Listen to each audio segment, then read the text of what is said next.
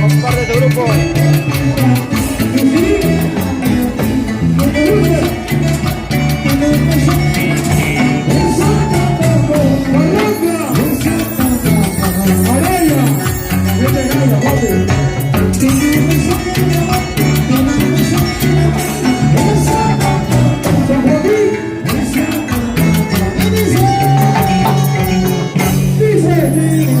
Y a mi Ibar.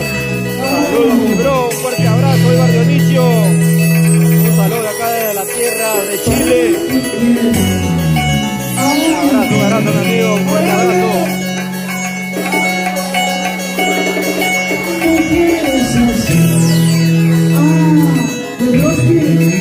No hay vaya pelota bailarina para ti, mi amigo Ibar. Guanuqueña.